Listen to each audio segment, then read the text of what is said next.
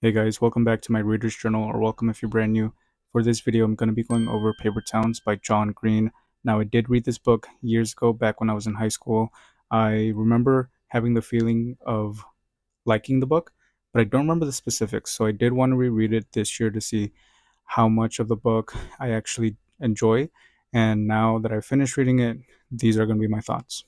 So as always, I'm gonna have a spoiler-free section, then followed by a spoiler section. So yeah, if you don't know anything about this book, pretty much it's about this guy named Q who's had this major crush on his neighbor Margot pretty much his whole life. When they were younger, they were friends, but as they grew up, they became distant, not because of bad blood or anything. They just pretty much fell off. But he's always had this like crush and admiration for her and everything. And then one night she visits him and she pretty much like ropes him into her night of revenge, as the synopsis says. And then the next day she pretty much has disappeared, and now she is the only thing that he is thinking of.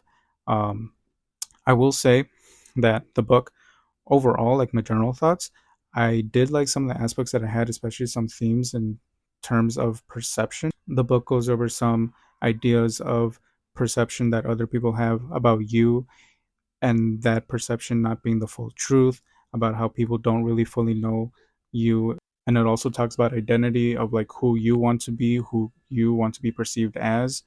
And I will say that the book also does have a nice mystery element to it, because as I mentioned, Margot does disappear, and for pretty much the rest of the book, Q has to figure out what happened, and he's following these clues that she laid out. But putting all that to the side, I will say I was pretty much disappointed with this book. And for this spoiler free segment, I pretty much have to end it pretty soon, because I this is going to turn into a rant, and I don't necessarily want to filter my thoughts as I rant. So, non spoiler stuff, I was disappointed with how the book went. I don't dislike the book, but I did dislike my experience while reading it, because I couldn't connect with the characters.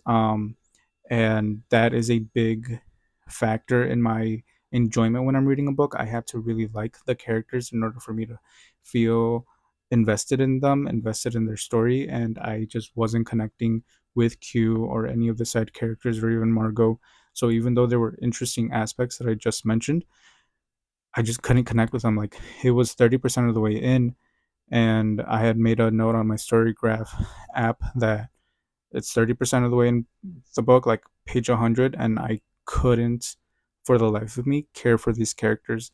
And that to me was a big, like, red flag. But overall, did I dislike the book? I'm gonna go ahead and say no, but I also didn't enjoy it. I didn't like it. So it's gonna be a 3 stars for me. But now I'm gonna rant about the book. So, spoilers, if you don't want to hear the spoilers, now is the time to click off. But if you've already read the book or you don't care about spoilers, let's get started. All right, so I will say right off the bat that Q's character, I kid you not, is one of the most boring characters that I've ever read. Not the most boring, but one of the most boring.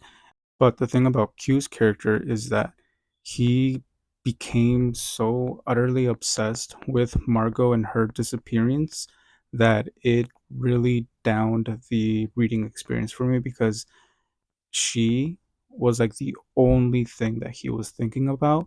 And I was like, dude, like, come on, think about something else, talk about something else. Like, I need you to move away from Margot for like a second. Like, please think about something else. And I've seen other people, I think, I don't know if there were video reviews or just like reviews that I read on Storygraph, but some people were saying that, like, oh, it wasn't like obsessive behavior. But I'm like, dude, that was obsessive behavior. There is a clear difference between someone being concerned and someone being obsessed. Like, him being concerned is him talking to the police, showing them what he knows, and then, yeah, thinking about her disappearance and everything. And even if he's finding these clues, he's still like um sharing them, but like he's not letting it take over his life. Like, he's still living his life.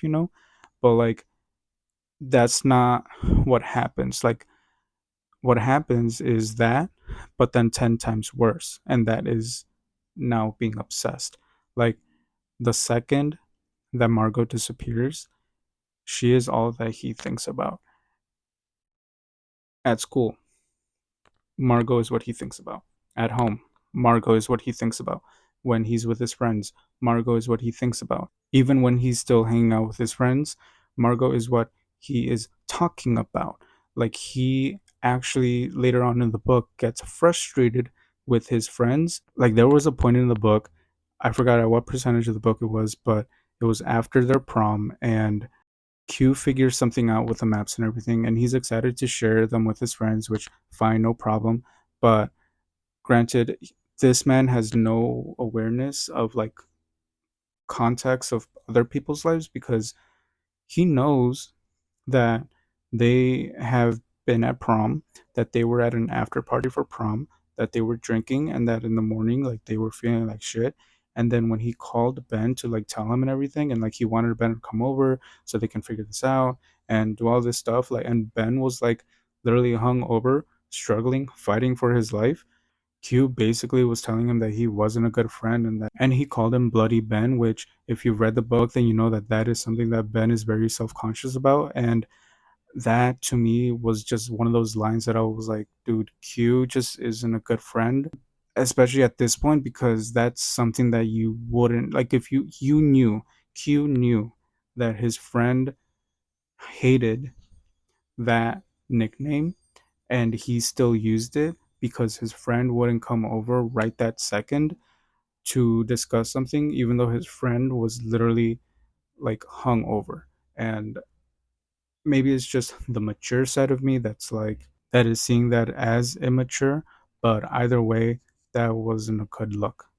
And shortly after that, I will say that I am actually kind of glad that one of the characters, Radar, did call out Q on his bullshit. Like he was pretty much telling him that like again, Margot's all he thinks about. That he has this idea of Margot, that he likes Margot, and that everything around Q's life right now revolves around Margot, and he doesn't take the time to really consider his friends at this point of his life anymore because all he's thinking about is Margot. Like Radar points out the fact that like Radar him has had a girlfriend for a while now, and during the span of this book, Q has not asked Radar any questions about his girlfriend, like how are they doing, what is she like. He's not putting in the effort to really be that friend, and Radar calls him out for it. And I'm gonna be honest, I like that Radar did that because Q honestly was pissing me off because there was no way that this man was just so obsessed over someone that he had been neighbors with. And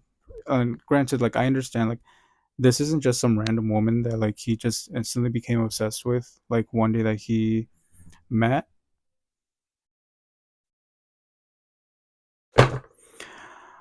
At least Margot was his neighbor and a friend that he's had for a while, so I understand the feeling of concern, but like at the same time, like the book also explains that Margot has disappeared in the past. But yeah, that's all I'm gonna say about Q. He pissed me off. I didn't like his character. So next I want to talk about Margot specifically.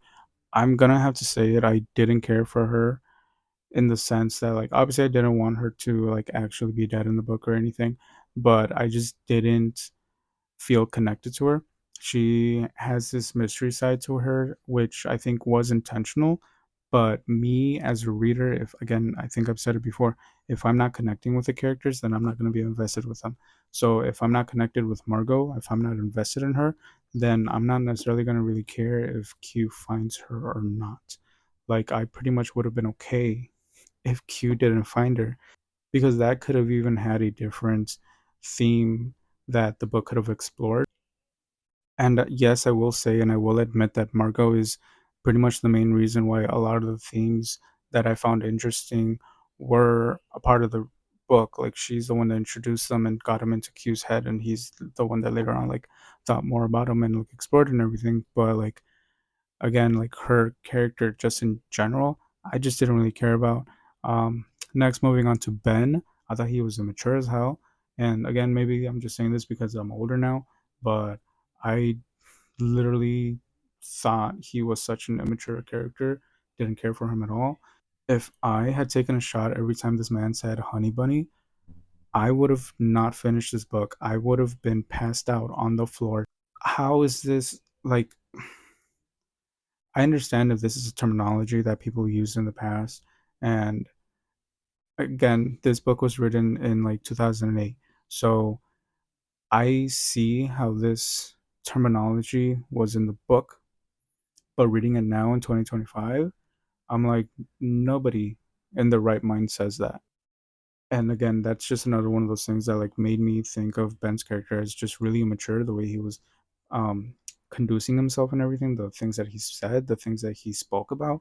And I just really wasn't vibing with that. The only character that I actually decently liked and was really, I guess, at the end of the book rooting for was Radar, because he's the one that was more level headed. He was the one that was mature, and like he was the one that was being a good friend. Because back to the whole scene about Q trying to get Ben to his house and everything that morning after prom, when Q called Radar, Radar did come, even though he was pretty much in a similar mindset, not mindset, but like in a similar state that Ben was at. Like Raider still came because that is the type of friend that he is. And that's not to say that Ben was a bad friend for not coming over right away, because I still think that his response was still valid. Like him wanting to take the time to just feel better and like just be at home and not have to worry about something that, like, I completely valid. Like I understand it. But Radar is just a different type of friend.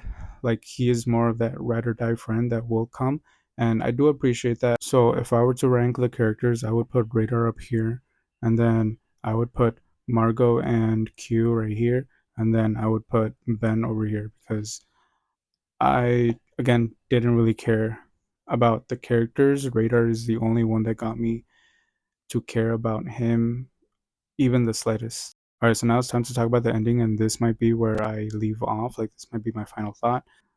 So, in the ending, Q does find Margot, and the whole thing that happens is that Margot didn't want to be found, and then they have this whole exchange, and I don't remember if it was Margot that specifically told Q, or if it was Q who thought it out in that moment, or just earlier in the novel that he or she had said that Q didn't love or like Margot like the way he thought. He just either liked or loved the idea that he created of her.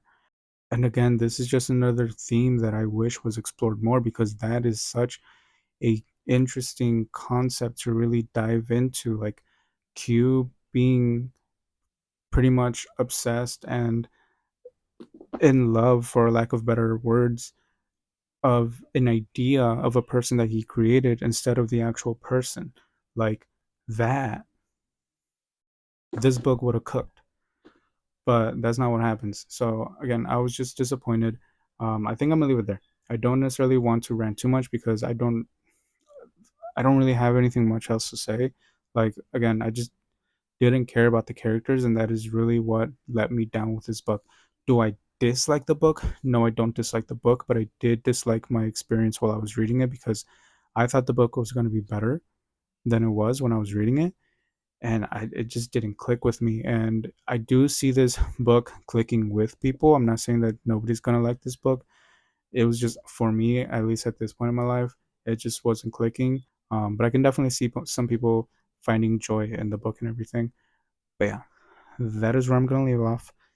Thank you for watching. Leave comments if you've read this book, like what you thought about the book, because I do want to have a conversation about certain things if people bring it up. But that's pretty much it. Have a good day. Thank you so much.